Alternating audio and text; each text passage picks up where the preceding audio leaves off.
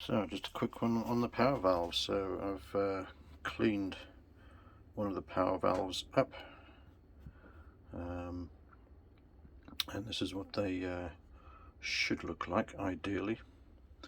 This groove here is for cleaning of the power valve. So when you first turn the ignition on, the ECU in the ignition block sends a signal to the power valve motor to cycle this valve back and forward a little bit, and any deposits on this face, because this is the working face of the power valve here, so that edge there sits in the cylinder.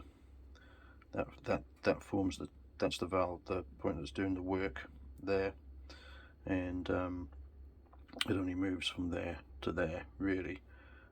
So when it starts, it cycles back to about there and then back up there, and this groove is just supposed to be a sharp edge just to remove any cack that's sitting on this face.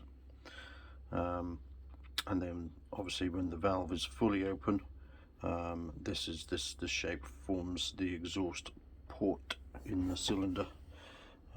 As you can see there, matches the shape of the cylinder, of the exhaust port, sorry.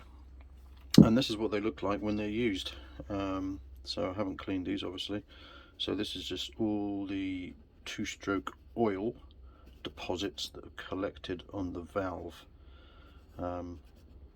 This recess here, I'm not really sure what its purpose is. I think it's just a heat sink in a way, just to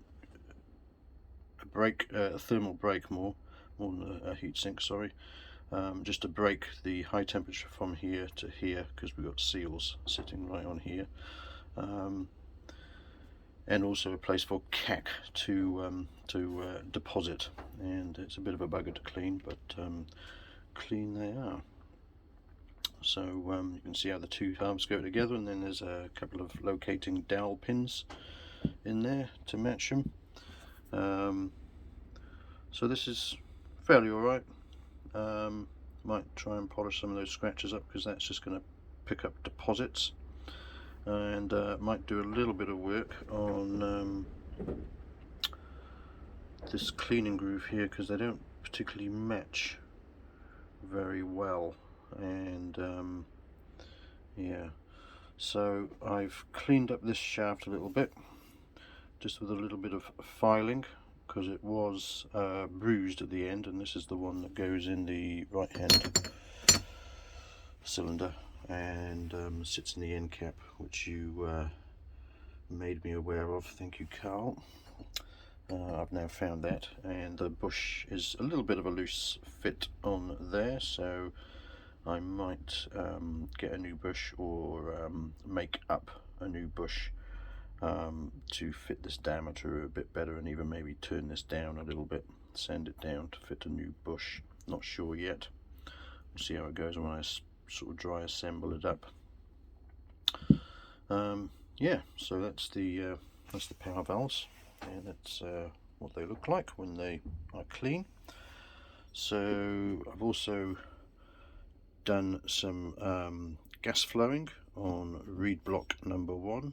So if we compare it with reed block number 2, see reed block number 2 has got that horizontal bar is quite thick, and we've got some nasty sticking up protrusions here from the production process, which hasn't been fettled.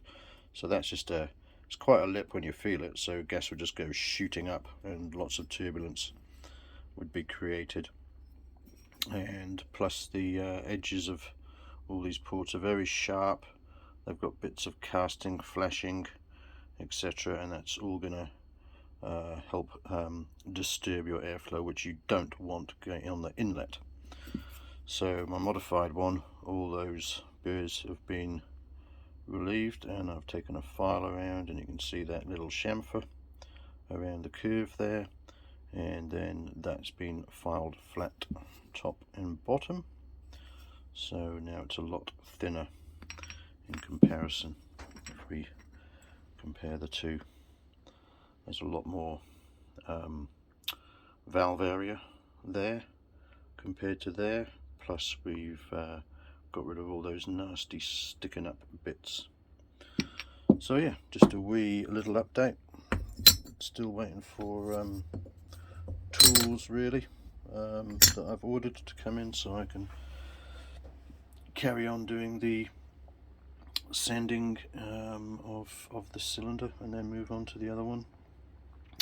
But before I do any sanding on this, I've got to get the burrs out again really.